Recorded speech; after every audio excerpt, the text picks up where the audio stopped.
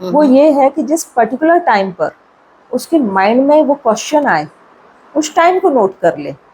ठीक है, उस टाइम को नोट कर ले, क्योंकि उस टाइम पर उस क्वेश्चन का जन्म हुआ है। तो एस्ट्रोलॉजी में एक टर्मिनोलॉजी है क्वेश्चन होरोस्कोप। तो उस क्वेश्चन का होरोस्कोप बना के बिल्कुल एक्यूरेट रिप्लाई दिया जा सकता है। एक्यूरेट रिप्लाई दिया जा सकता है उस पर्टिकुलर क्वेश्चन का आंसर कहाँ क्या कैसे होगा। और जब वो क्वेश्चन पहली बार दिमाग में आया, वो टाइम नोट करना है। वो टाइम आप कुछ भी, ऐसा नहीं है कि आप मेरे सामने बैठे हैं तभी आपको वो क्वेश्चन आए। आप कुछ भी कर रहे हैं, आप किचन में खाना बना रहे हैं और आपके माइंड में आया कि यार बेटा मेरा पास होगा या नहीं होगा इस साल, या मुझे ये काम करना है, मैं इस काम को करूं या नहीं करूं, मुझे ये फ्लैट लेना है, मैं लूं या नहीं लूं। जो भी चीजें आपके क्वेश्चन फॉर्म में आ रही है, that is a question horoscope. आपने करना सिर्फ इतना है कि उनका टाइम नोट करना है, जिस जगह आपने सोचा है उस जगह को आपको नोट करना है और वो क्वेश्चन पूछ लेना है। किसी भी एस्ट्रोलॉजर से आप पूछ सकते हैं वो क्वेश्चन, जिसको आता हो, ये ज्ञान हो कि इसको करना कैसे है।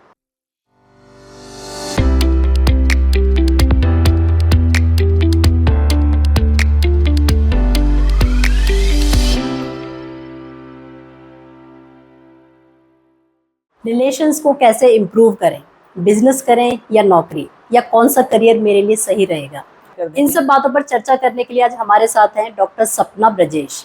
डॉक्टर सपना को 15 साल से ज़्यादा का एक्सपीरियंस है डिफरेंट बैकग्राउंड के लोगों के साथ में काम करने का। डॉक्टर सपना एक एस्ट्रो वास्तु कंसल्टेंट हैं और एक न्यूमरोलॉजिस्ट हैं। तो लेट्स वेलकम डॉक्टर सपना। डॉक्टर सपना, welcome. Thank you so much. Doctor सपना, आप एस्ट्रो वास्तु में कब और कैसे आए, ये जर्नी कहाँ से शुरू हुई? रेखा जी, मेरा फर्स्ट चॉइस ये बिल्कुल भी नहीं था, एंड मैं हमेशा काफ़ी स्टूडियस रही हूँ मैं। एंड मेरा फर्स्ट चॉइस था कि मुझे लेक्चरर बनना है, कॉलेज में पढ़ाना है। टीचिंग मेरे लिए मेरा फेवरेट सब्जेक्ट था कि मुझे पढ़ाना है, और आज भी मुझे कभी भी मौका मिलता है तो मैं टीचिंग के लिए, this my first love. And लेकिन जो ऑकल्ट साइंस है, मुझे खुद भी नहीं पता है, मेरी फैमिली में कोई भी ऑकल्ट साइंस में नहीं है, कोई भी ऑकल्ट साइंस में नहीं है। And when I was very small, 12 या 13 ईयर की होंगी, तब से मेरा इंटरेस्ट ऑटोमेटिकली आना शुरू हो गया। एंड मेरे फादर की बुक सेल्फ में मैंने एक बार एक एस्ट्रोलॉजी की कोई बुक देखी, एंड जो मुझे नहीं पता कि वहाँ कैसे आई और कब आई, राइट। तो मैंने उठाया और उसको पढ़ना शुरू किया, एंड मुझे बड़ा इंटरेस्टिंग लगा। मुझे लगा कि यार कुछ तो है इसमें, इसमें मुझे कुछ और आगे करना चाहिए। एंड आफ्टर दैट मैंने फिर वो हस्तरेखा में ज़्यादा इंटरेस्ट हो गया, पॉमिस्ट्री में मेरा इंटरेस्ट हो गया, पॉमिस्ट्री मैंने पढ़ना शुरू किया। एंड बचपन से मैं काफ़ी इंट्यूटिव थी, बहुत ज़्यादा इंट्यूशन होता था। कई बार ऐसा होता था कि कुछ मैं सोच रही हूँ और वो हो जाता था, या कुछ इवेंट घर में होने वाले होंगे उनके बारे में मुझे पता चल जाता था। तो आप मेडिटेशन करते थे क्या? मैं कुछ नहीं, यू नो वन थिंग, यदि रेखा जी कोई ये बोले कि आपने कोई फील्ड को चूज किया, मैं हमेशा ये कहती हूँ कि एस्ट्रो या वास्तु या ऑकल्ट से रिलेटेड कोई भी फील्ड है, वो पर्सन खुद नहीं चूज करता है, वो उसकी डेस्टिनी है। वो डेस्टिनी है, ही वॉज डेस्टिनेटेड कि उसको आना है वहां पर, राइट। आपने कई बार इंडियन आइडल या कुछ ऐसे प्रोग्राम देखे होंगे जहाँ पर 5 साल के बच्चे बहुत अच्छा सॉन्ग कर रहे हैं, कि जो जजेस बैठे हुए हैं वो भी सरप्राइज हो जाते हैं कि यार ये इतना अच्छा कैसे गा रहा है। तो आपको क्या लगता है कि वो इस टाइम की या इस बर्थ की उसकी जर्नी है? नहीं, ये जर्नी उसकी पास्ट की रही है।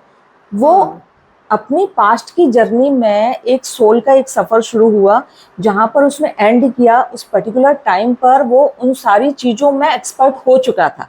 दैट इज वाई जब इस बर्थ में वो आया तो ऑटोमेटिकली आप ये सोचिए 5 साल का बच्चा कैसे इतना अच्छा गा सकता है, राइट। हमारे यहाँ 5 साल के बच्चे बोलना भी नहीं जानते हैं अच्छे से, एंड उसकी सुर की साधना वो इस जन्म की नहीं होती है, वो पिछले कई जन्मों की होती है, राइट।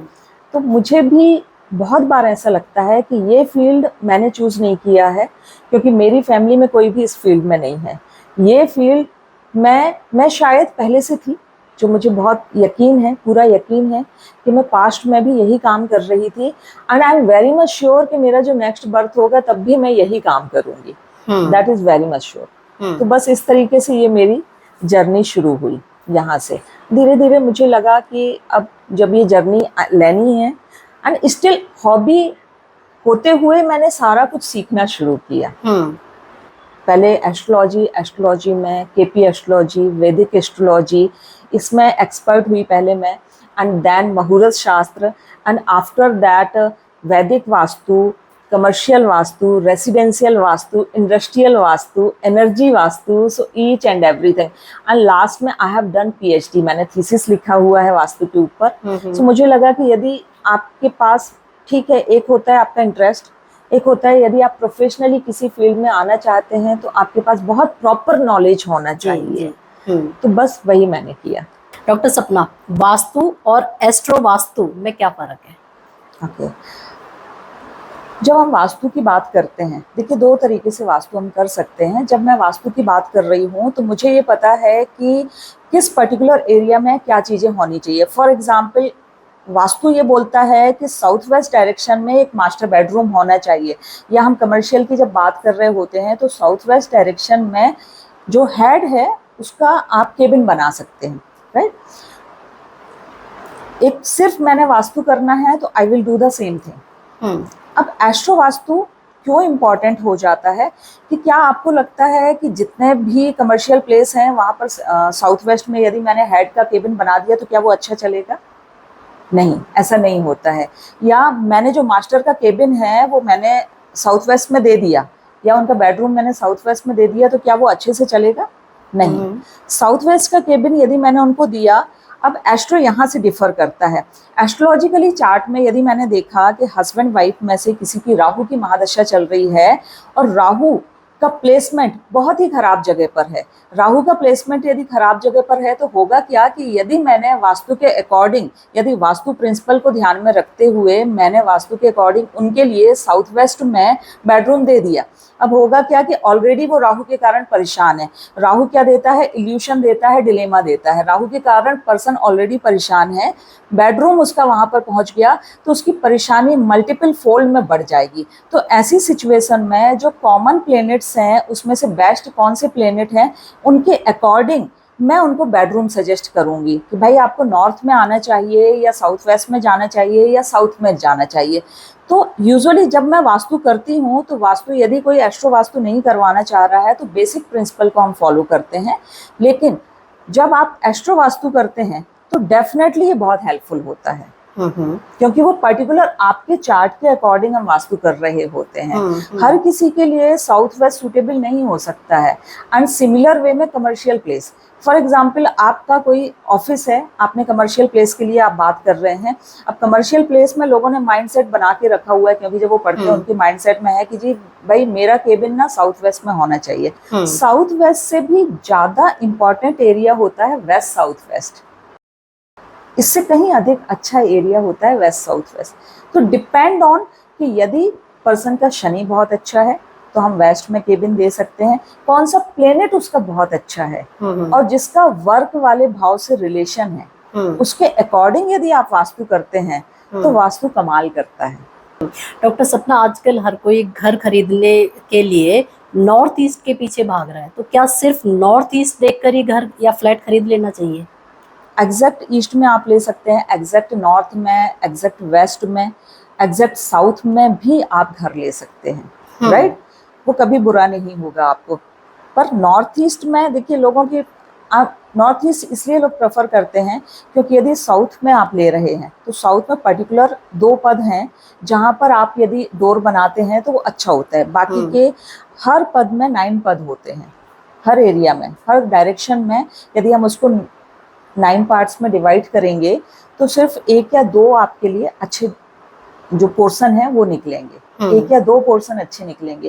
लेकिन नॉर्थ ईस्ट में क्या होता है, बाकी साउथ में बाकी के बहुत ही खराब हैं, वेस्ट में बाकी के कुछ ज्यादा खराब हैं।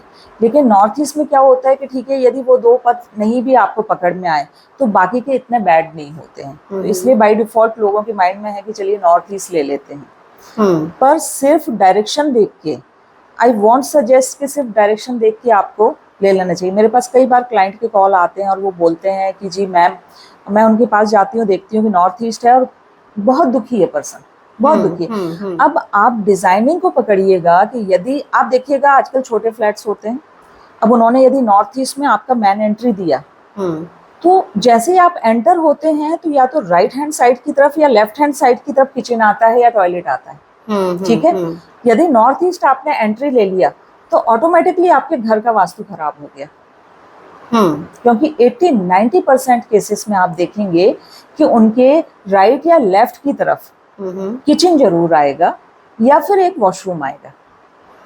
तो ऑटोमेटिकली आपने अपने घर का वास्तु स्टार्टिंग से ही खराब कर लिया। तो एक मिथ है कि हम एक ब्लाइंड रन कर रहे हैं कि नॉर्थ ईस्ट है, बहुत सारे, एक मैं आपको एक, और इस नॉर्थ ईस्ट की वजह से रेट भी काफी बहुत हाई है। इनफैक्ट लोगों को पता रहता है कि ये नॉर्थ ईस्ट वाला प्लॉट है तो जी इसके तो बहुत हाई रेट है, राइट। मैं आपको बताऊं कि मैंने अभी तक south east, north east, south west हर डायरेक्शंस के मैं खुद डिजाइन करती हूँ, तो मैंने प्लॉट के ऊपर डिजाइनिंग किए हुए हैं। इवन साउथ वेस्ट डायरेक्शन को भी 95% वास्तु कंप्लाइंट आप बना सकते हैं। साउथ वेस्ट डायरेक्शन जो कि वास्तु में काफी खराब माना जाता है, लोग उसको कंसीडर करते हैं कि साउथ वेस्ट है जी मुझे नहीं लेना है। लेकिन डॉक्टर सपना क्यों खराब माना जाता है? साउथ डायरेक्शन को जनरली उसके रेट बहुत कम होते हैं, तो कोई भी आसानी से लेता नहीं है। अच्छा, मैं आपसे इसका एक उलट एक क्वेश्चन करती हूँ। दिल्ली आप गए होंगे तो वहाँ सबसे महंगा जो एरिया है, ठीक है, या जहाँ पर काफ़ी पॉस एरिया माना जाता है, that is a south x. South x आपने सुना? हाँ, जी। एंड सबसे ज़्यादा कॉस्टली है वहाँ कॉस्टली है जी। आपके वहाँ की शॉप आप देखिएगा, वहाँ के ऑफिस देखिएगा, वहाँ का रेंट देखिएगा, वहाँ प्रॉपर्टी के दाम देखिएगा। क्यों है ऐसा? यदि साउथ इतना खराब होता, वास्तु में south is related to name and fame, ठीक है। एंड आपको किसी भी शहर को आप उठाइएगा जो एग्जैक्ट साउथ है, वहां सबसे अधिक लग्जरियस लोग रह रहे होंगे, जिनका नाम होगा, जिनका काम बहुत अच्छा होगा।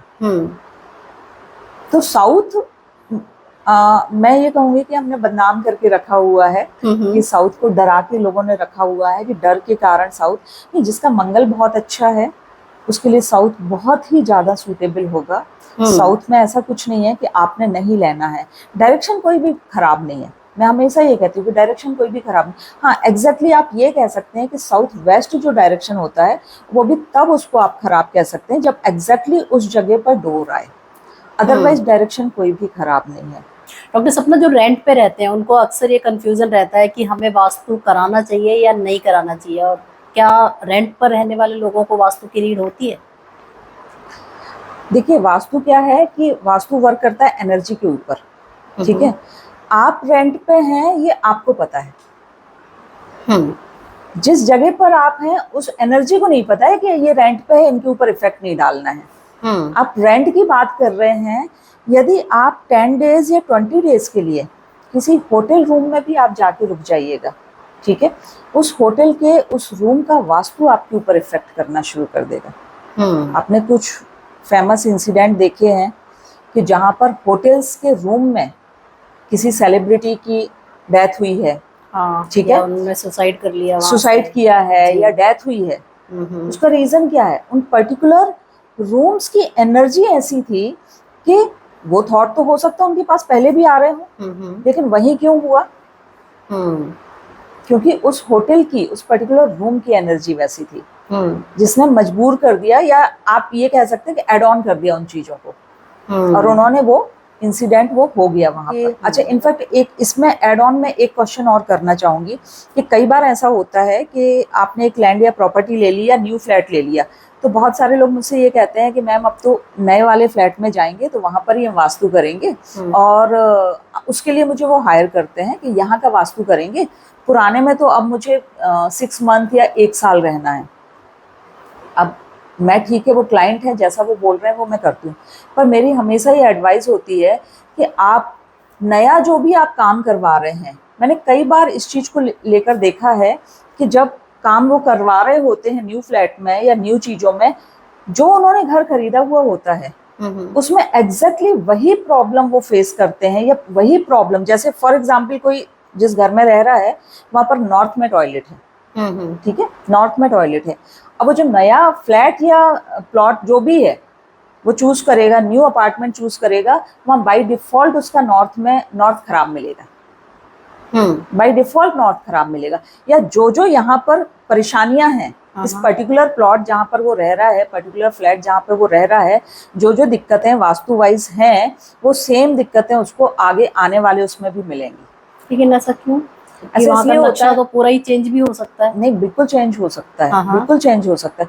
क्या होता है कि आप एक नेगेटिव एनर्जी में है, ठीक है, नेगेटिव एनर्जी में है, सेम चीज आपको खींचती है, सेम एनर्जी फील्ड आपको खींचता है।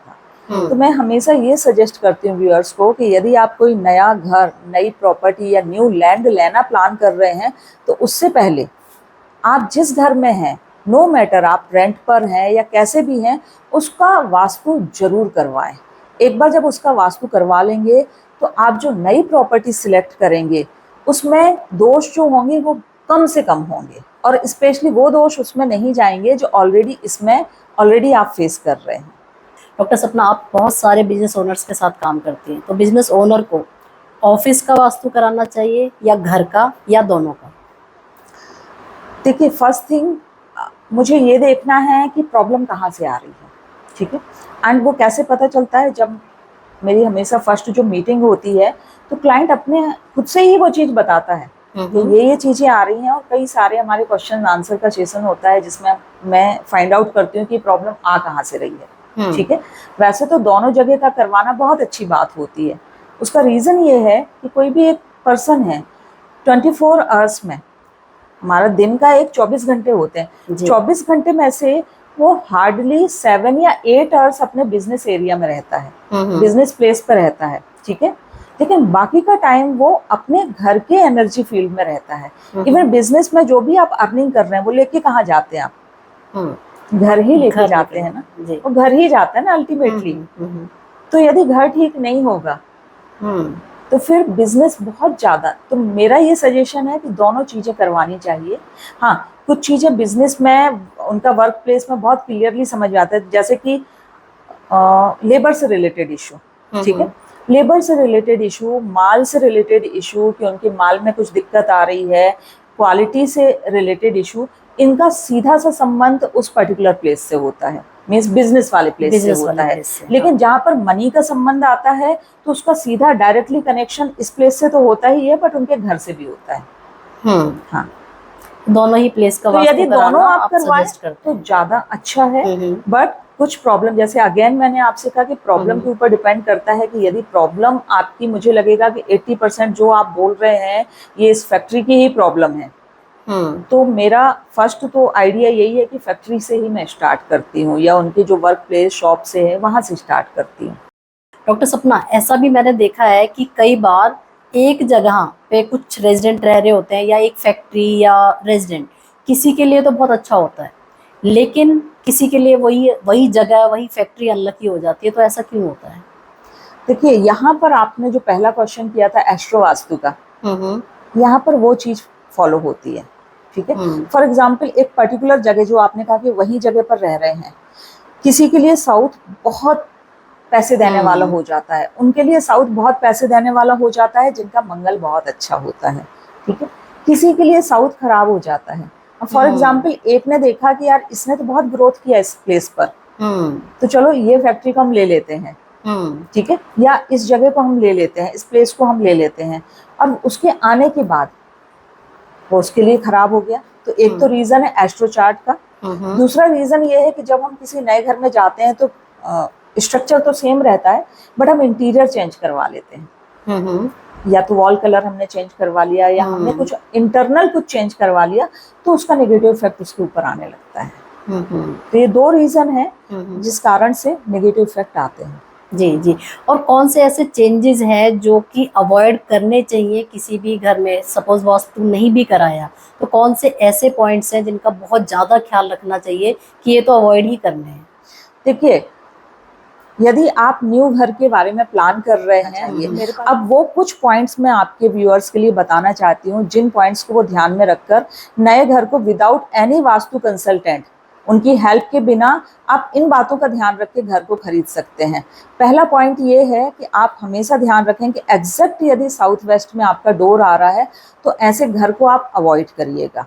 सेकंड पॉइंट है कि यदि आपके नॉर्थ ईस्ट में किचन या टॉयलेट आ रहा है, ऐसे घर को भी आपको अवॉइड करना चाहिए। इन 2 पॉइंट्स के ऊपर यदि आप वर्क करेंगे, फिर कैसा भी आपका घर हो, उसका वास्तु का सॉल्यूशन आपको मिल जाएगा। क्या वास्तु ट्रीटमेंट कराने के बाद कभी भी लाइफ में कोई ट्रीटमेंट नहीं आती? क्या फुल प्रूफ हो जाता है कि इसके बाद समस्या नहीं आएगी? यदि आपने छेड़ा नहीं घर को, ठीक है, आपने एक बार वास्तु कंसल्टेंसी पूरी ले ली और पूरा जहाँ जो कर्टेन है, जो आपने कलर की थेरेपी ले ली, आपने सारा कुछ ले लिया, ठीक है, और आपने छेड़ा नहीं घर को, तो डेफिनेटली आपको जरूरत नहीं पड़ेगी दोबारा से। बट समटाइम्स क्या होता है, जो मेरा अपनी प्रैक्टिस मैंने देखी हुई है, कि जैसे किसी के यहाँ पर आप वास्तु करके आए हैं, ठीक है, अब वो उसका 1 ईयर बहुत अच्छे से निकल गया, 2 ईयर बहुत अच्छे से निकल गया और सब अच्छा ग्रोथ हो रहा है, सब कुछ हो रहा है, एंड उसको लगता है कि जी बहुत हो गया सेम सेम घर, तो चलो उठा के ये पेंटिंग्स लगा लेते हैं, या चलो उठा के आज दिवाली आने वाली है तो हम कुछ कर्टेन्स ही चेंज कर देते हैं, या हम कुछ बेड सीट या कुछ चेंज कर लेते हैं, चलो ये सोफा पुराना हो गया है, इसको हम चेंज कर लेते हैं। तो ये चेंजेस जब वो करते हैं, क्योंकि बाय द टाइम वो भूल गए होते हैं कि यहाँ पर ये कलर हमें नहीं रखना है, ठीक है, तो यदि वो चेंजेस करते हैं और वो पॉजिटिव चेंजेस होते हैं, तब तो कोई दिक्कत नहीं है, लेकिन निगेटिव चेंजेस हो गए तो उनको वो हिट पड़ेगा, वो इफेक्ट आएगा उसका। तो कोई भी छोटा मोटा चेंज करने से पहले क्या हमेशा वास्तु कंसल्टेंट से ही पूछना जरूरी है, या कुछ कुछ चीजें ऐसी हैं जो बिना पूछे भी हम कर सकते हैं? नहीं, डेफिनेटली आप कर सकते हो, ठीक है। जैसे मेरा जो एक तरीका है वास्तु करने का, तो जब भी मैं किसी घर में जाती हूँ या वास्तु करने के लिए जिस घर में मैं जाती हूँ, तो मैं उनको ये मार्किंग जरूर मैं उनको बता के आती हूँ कि ये पॉइंट्स पे ये चीज आपको यूज करनी है, ये चीज कभी नहीं करनी है। हाँ, फॉर एग्जाम्पल नॉर्थ है, नॉर्थ डायरेक्शन का जो भी रूम है उनका मैं मार्क करके बता दूंगी कि इस जगह पर आपको कभी भी रेड कलर इस्तेमाल नहीं करना है। अब बाई चांस यदि उन्होंने कर दिया तो that is their fault, not my fault, right. हाँ, तो फिर उनके ऊपर है कि उनको किस तरीके से उसको करना है, और कई लोग बहुत ज्यादा स्ट्रांगली फॉलो भी करते हैं। हाँ डॉक्टर सपना, अभी कुछ युवा वर्ग के लिए हम लोग बात करते हैं जी। आजकल यूथ में एक ट्रेंड है ईयर ड्रॉप का। कोई भी कॉम्पिटिटिव एग्जाम की तैयारी करने के लिए ईयर ड्रॉप करना बहुत ज़्यादा ट्रेंड में, बहुत प्रचलन में अभी आ गया है। और वो कई बार ऐसा भी होता है कि कई सालों तक कॉम्पिटिटिव एग्जाम की तैयारी करते हैं। आईपीएस की तैयारी भी हो सकती है, आईएएस की तैयारी भी हो सकती है, या किसी और गवर्नमेंट एग्जाम की तैयारी भी हो सकती है, और वो लगे रहते हैं कई सालों तक उस एग्ज़ाम को क्रैक करने के लिए। और कई बार ये एग्ज़ाम क्रैक हो पाता है, कई बार नहीं भी हो पाता, लेकिन इस दौरान वो एक अच्छे अपने गोल्डन पीरियड को गवा चुके होते हैं।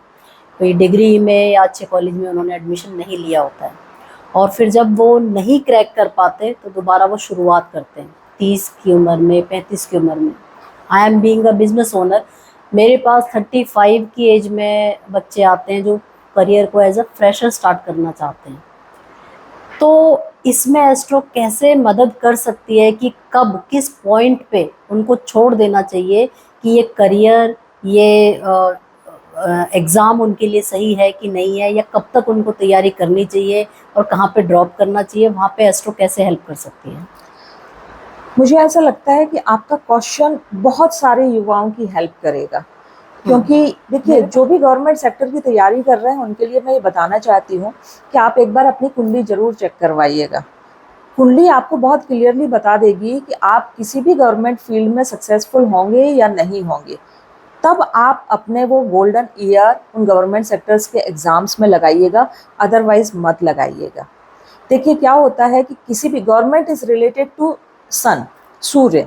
आपकी कुंडली का सूर्य का प्लेसमेंट यदि कुंडली में अच्छी जगह पर केंद्र भाव में या त्रिकोण में बैठा हुआ है, या लाभ वाले भाव में सूर्य बैठा हुआ है, तब आपको गवर्नमेंट के थ्रू फायदा होगा या गवर्नमेंट से रिलेटेड आपकी जॉब लगेगी।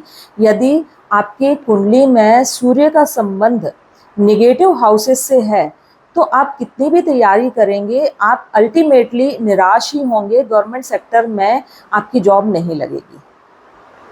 तो किस पॉइंट पे आके ये स्टॉप कर देना चाहिए? देखिए, यदि आपको लग रहा है, ये बेसिकली ये मम्मियों के लिए क्वेश्चन है कि यदि मदर को लग रहा है कि उनका बेटा बहुत ही ज़्यादा इसमें जा रहा है या उसकी इच्छा है कि मुझे गवर्नमेंट सेक्टर के लिए अप्लाई करना चाहिए, तो मदर को अपने ही क्षेत्र के किसी बहुत अच्छे एस्ट्रोलॉजर के पास जाना चाहिए और उसको एक बार पत्री जरूर चेक करवानी चाहिए। सूर्य की पोजीशन अच्छी है तो डेफिनेटली उसके चांसेस बढ़ जाते हैं। सूर्य की पोजीशन अच्छी नहीं है तो फिर कहीं और कोशिश करनी चाहिए। डॉक्टर सपना, आजकल हर कोई पैसा कमाने की बात कर रहा है। सोशल मीडिया पे बहुत सारे वीडियोस काफ़ी वायरल भी हैं जो ये बताते हैं कि एक सर्टेन नंबर को आप इतने दिनों तक जप करेंगे तो करोड़ों रुपए आपके पास आएंगे। तो इस बारे में आपका क्या कहना है और क्या वाकई में ही कोई इस तरीके के मंत्र या कोई तरीका है जिससे कि कम टाइम में करोड़ों कमाए जा सकते हैं? मैं बस आपके युवाओं के लिए ये संकेत देना चाहती हूँ कि देखिए, हार्डवर्क का कोई सब्स्टिट्यूट नहीं है। यदि इस तरीके से सिर्फ नंबर लिखकर आप मल्टी मिलेनियर बन रहे होते तो मेरे ख्याल से काफ़ी सारे लोग वो पॉडकास्ट एंड बाकी सारी चीज़ें देख रहे हैं, वो सभी अभी तक बहुत रिच हो गए होते। तो मेरे ख्याल से ये तो हमारे व्यूअर्स ही समझ सकते हैं कि कितना हमें किन चीज़ों के ऊपर बिलीव करना है, कितना नहीं करना है। जी जी। और एस्ट्रो पॉइंट ऑफ व्यू से अगर हम देखें तो हम कैसे ये चीज़ को स्टॉप कर सकते हैं कि इन सब चीज़ों के पीछे ना भागें हम? तो बेसिकली क्या होता है कि इल्यूजन जो होता है, जिसका चंद्रमा वीक होगा, ठीक है, उसके पास ये चीज़ ज़्यादा होगी।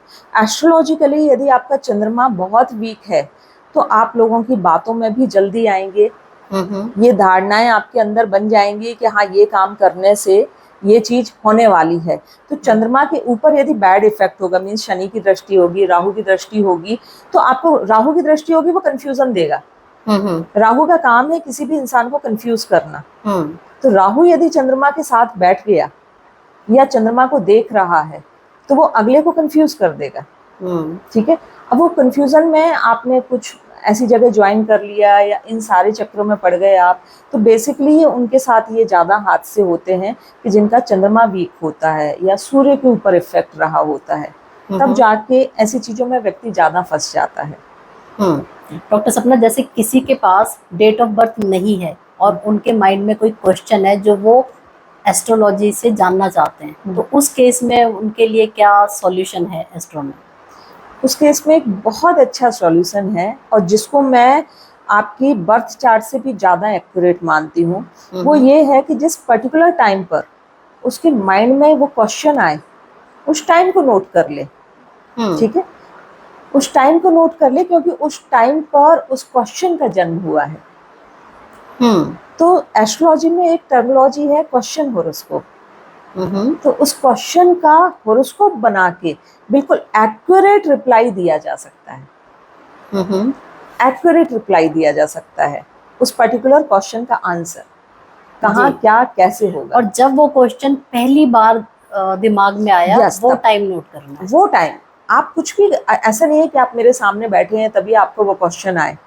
आप कुछ भी कर रहे हैं, आप किचन में खाना बना रहे हैं और आपके माइंड में आया कि यार बेटा मेरा पास होगा या नहीं होगा इस साल, या मुझे ये काम करना है, मैं इस काम को करूं या नहीं करूं, मुझे ये फ्लैट लेना है, मैं लूं या नहीं लूं। जो भी चीजें आपके क्वेश्चन फॉर्म में आ रही है, that is a question horoscope.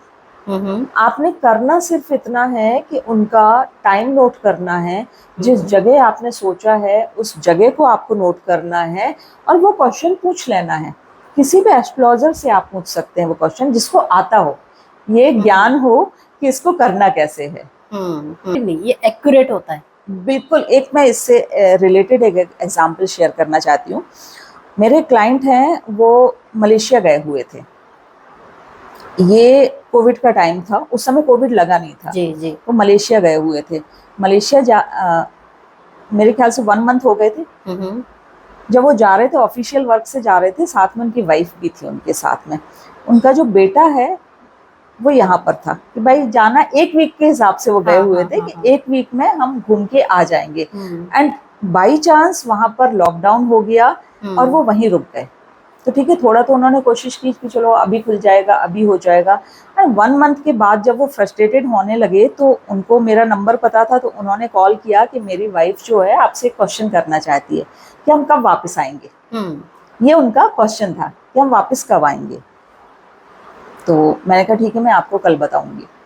फिर मैंने उसका पूरा चार्ट तैयार किया एंड चार्ट तैयार करने के बाद मैंने उनको रिप्लाई सेंड किया और मैंने उनको बताया कि जी अगस्त लास्ट एंड सितंबर फर्स्ट वीक तक आपके आने के योग बन रहे हैं। ये क्वेश्चन उन्होंने मुझे फेब में किया था, ठीक है, ये उन्होंने फेब या मार्च में किया हुआ था। तो अराउंड 6 मंथ के बाद, 6 to 7 मंथ के बाद वो योग बन रहे थे।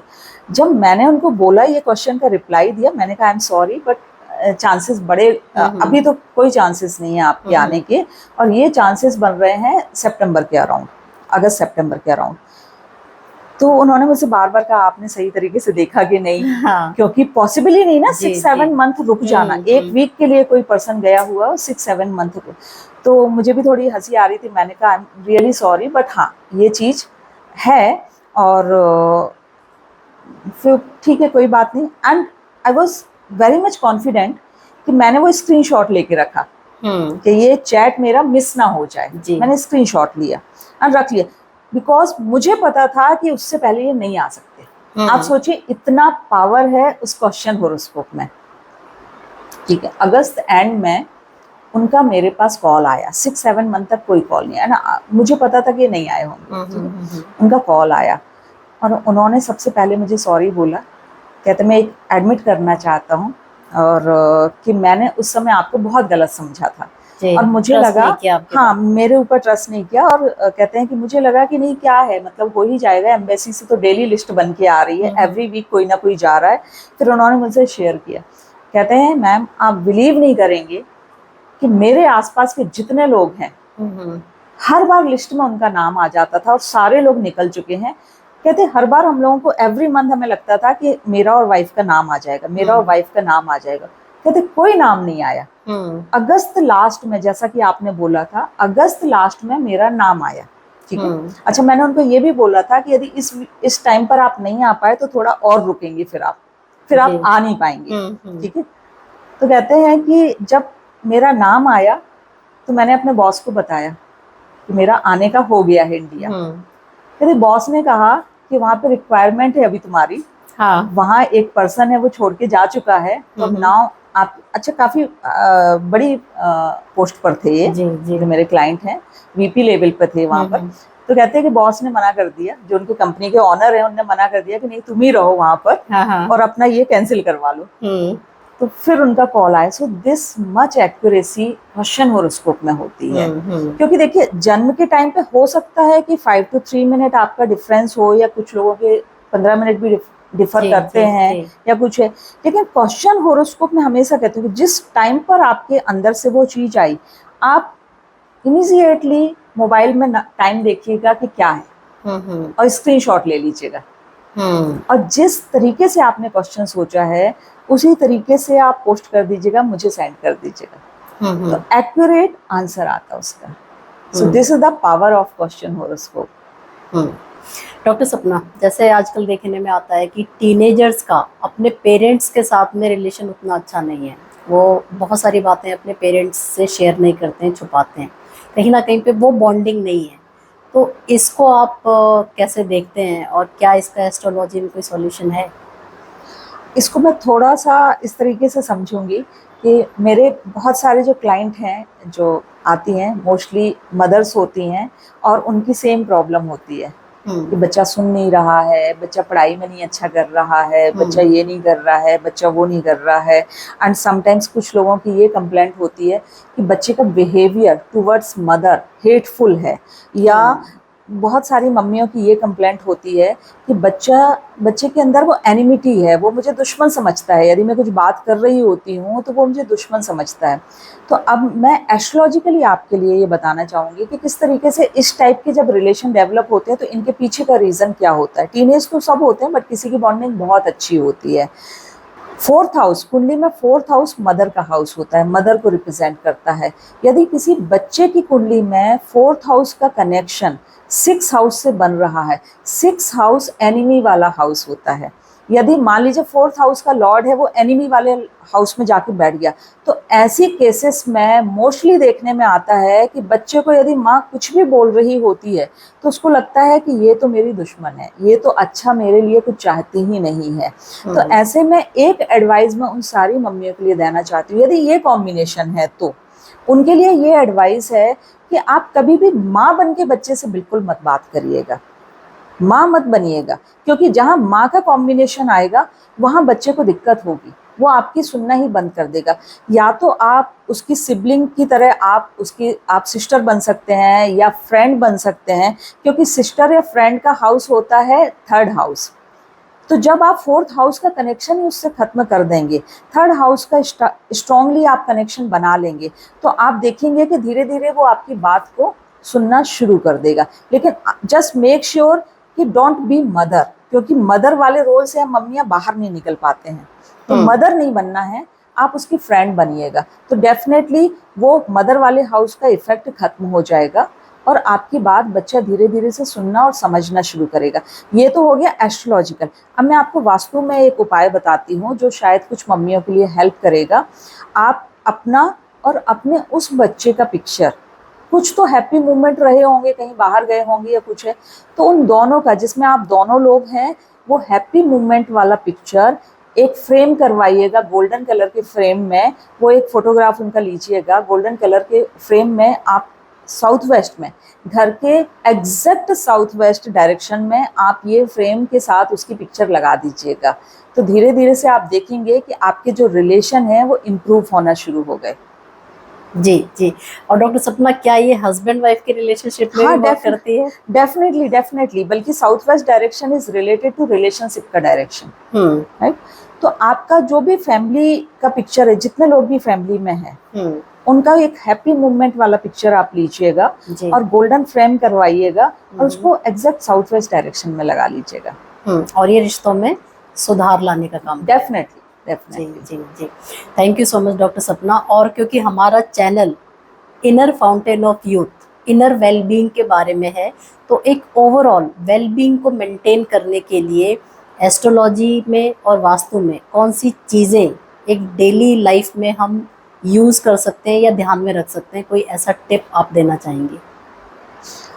एस्ट्रोलॉजी में तो एक पर्टिकुलर चीज़ें हो जाती हैं लोगों के लिए, लेकिन हाँ, वास्तु में ज़रूर मैं आपको ये बता सकती हूँ कि कोशिश ये करिएगा कि जो कुछ डायरेक्शन मैंने बताए हैं वहाँ आपके बेडरूम नहीं होने चाहिए। जैसे कि घर का west south west, east south east, इन एरिया जो घर के नेगेटिव एरिया है, west south west, east south east and south south west, ये तीन डायरेक्शन ऐसे हैं जो घर के काफ़ी नेगेटिव माने जाते हैं। इन डायरेक्शन में कोशिश करिएगा कि लंबे समय तक ना रहें आप, इन डायरेक्शंस को अवॉइड करिएगा।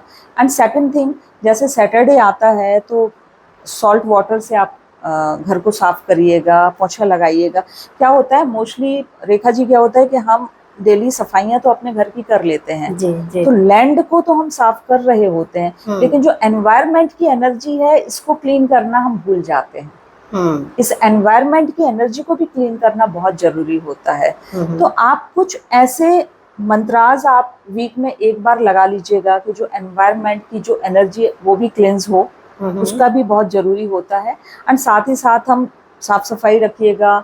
आप एक्स्ट्रा कोई सामान अपने घर में मत रखिएगा। कुछ टाइम से, यदि बहुत टाइम से आपके घर में कुछ सामान पड़े हुए, भले ही वो नए सामान हो, समटाइम हम रख लेते हैं ना कि ये न्यू है, किसी और को गिफ्ट कर देंगे, ठीक है, लेकिन 2 इयर्स तक आपने वो सामान यूज नहीं किए हैं, तो कोशिश करिएगा कि उनको आप किसी को गिफ्ट कर दें या घर से निकालें। बेसिकली क्लस्टर मत रखिएगा घर में, नीट एंड क्लीन रखिएगा। बहुत स्ट्रॉन्ग कलर मत यूज करिएगा, एग्जैक्टली प्योरली रेड कलर या ब्लू कलर, तो इन स्ट्रॉन्ग कलर से बचिएगा, सॉफ्ट कलर घर में रखिएगा। जी जी। और एक और बहुत कॉमन क्वेश्चन आता है कि प्लांट्स घर के किस डायरेक्शन में रखे जाने चाहिए? आगे रखने चाहिए, पीछे रखने चाहिए, या फिर आगे रखने हैं तो कौन सी डायरेक्शन में? आगे पीछे का कॉन्सेप्ट खत्म, ठीक है। आप नॉर्थ से लेके ईस्ट तक कहीं भी प्लांट्स रखिएगा, बहुत अच्छे हैं। कहीं भी प्लांट्स, आपको सिर्फ जो अवॉइड करना है, वेस्ट में अवॉइड करना है, साउथ वेस्ट में अवॉइड करना है। यहाँ पर प्लांट्स ना रखें तो ज्यादा बेटर। जी जी। बाकी नॉर्थ से ईस्ट तक आप कहीं भी प्लांट्स रख सकते हैं। थैंक यू डॉक्टर सपना, thank you so much. Thank you so much for inviting me. Thank you.